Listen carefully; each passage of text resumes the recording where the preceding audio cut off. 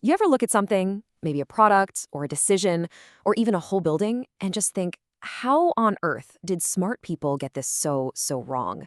It seems like such an obvious mistake, but it was made by experts with the best intentions. Well, today we're going to crack open that puzzle, using the world of architecture as our guide. Okay, so let's start with our crime scene. This is the Tanjong Katong Secondary School in Singapore. And right away, you probably notice these big, sleek fins on the side. Those are called louvers, and their job is to shade the building from that intense tropical sun. Smart idea, right? But wait a minute. Take a closer look. What are they shading? They're shading a solid, windowless wall. Yep, all that design, all that material, all that money was spent to shade a wall that didn't need any shade to begin with. So this brings us to our big question. This wasn't some amateur mistake. The architects were professionals working for the Public Works Department, no less. So how does a team of experts trying to do the right thing end up with a design that fails on such a basic logical level? Well, let's investigate. To figure out the mistake, we first have to get inside the architect's head. You gotta understand, designing a building is insanely complex. You're juggling physics, materials, budget, building codes, the client's crazy demands, aesthetics. It's a total information overload. There's no way you could possibly calculate every single variable from scratch. So to deal with all that complexity, our brains rely on something called heuristics. You can just think of them as mental shortcuts, simple rules of thumb that help us make pretty good decisions fast, without getting totally paralyzed. For a designer, these aren't a flaw. They are an absolutely essential survival tool. So what's the most powerful heuristic in an architect's toolkit? It's using precedents. Just like a lawyer looks back at old court cases, an architect studies buildings from the past. They look at what worked, what was successful, what was praised, and they use that knowledge as a starting point. It's a really smart and efficient way to design. Well, most of the time. And here's the twist. It turns out these super helpful, essential mental shortcuts, they have a dark side. They create blind spots, little illusions in our thinking that can lead even the most brilliant expert straight into a design disaster. Let's see how that happens.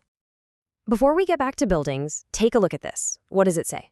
Most of us, our brain instantly reads spring season. We don't even think about it. But look again. It's not spring, it's S-R-I-N-G. There's no P. Your brain just automatically corrected the mistake because it saw what it expected to see. That's a cognitive illusion, and it's a perfect example of how easily our brains can get tricked by their own shortcuts. In architecture, this plays out through two big cognitive biases. The first one is called representativeness. This is the if it looks like a duck bias. If something looks like a stereotype we're familiar with, we just assume it is that thing. The second one is availability. This is when we give way too much importance to ideas or examples that are easy for us to remember, maybe because they're famous or dramatic, or we just saw them. We think something's a better idea just because it's at the top of our mind. And boom, here's the representativeness bias in the wild. On the left, you've got a classic colonial bungalow from Singapore. That wide roof, the open design. It's genuinely functionally brilliant for dealing with the tropical heat. Now look at our school on the right. The architects used those big louvers because they are representative of good tropical design. The building looked like it was climate responsive, so their brains told them it was. They were fooled by the image, by the stereotype, and they completely missed the actual function. Okay, so if these biases are just hardwired into how we think, are we totally doomed to keep making these kinds of mistakes? The answer is no, not at all. It turns out there's a simple but incredibly powerful mental tool we can use to fight back. It's the secret sauce for better thinking. But first, let's talk about what doesn't work. You'd think the answer is just to be more aware of your biases, right? Wrong. The research shows that just warning people about their biases is, and I love this quote, absolutely worthless. Telling someone, hey, try not to be biased, does pretty much nothing to stop them. You need an active strategy. And that active strategy is called the rebuttal mechanism.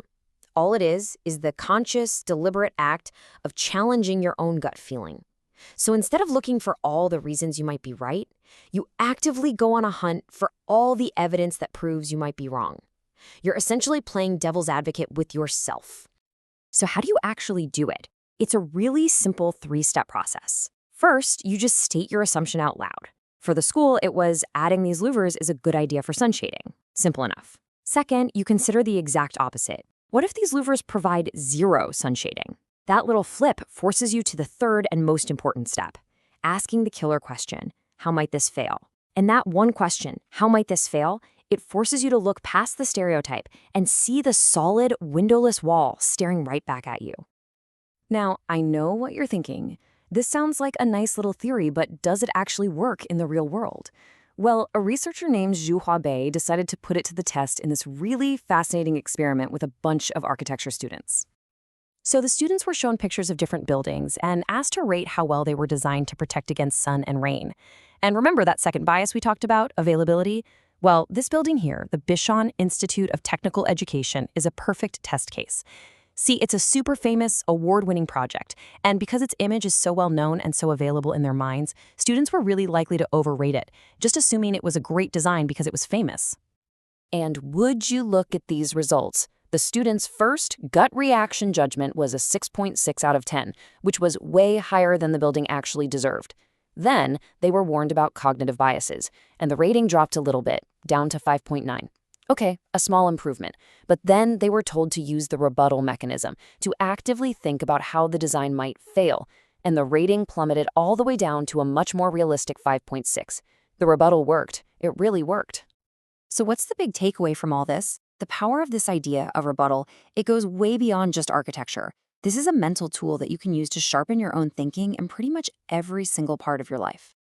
Seriously, think about it. Are you about to make a big investment? Don't just make a list of all the ways it's going to make you rich. Ask yourself, how, specifically, could this go to zero? Meeting someone new and getting a strong first impression. Just pause and ask, what if I'm totally wrong? What clues might I be missing? Got a new business plan you're excited about? Make it your personal mission to find every single reason it could possibly fail. The goal isn't to be a pessimist, it's to trade that blind confidence for clear-eyed reality. So I'll just leave you with this one final question to think about. It could be about a big career decision or just a small belief you've held for years. What is one core assumption that you are holding onto right now? And what might you discover if you just take a minute today to actively and honestly try to prove it wrong?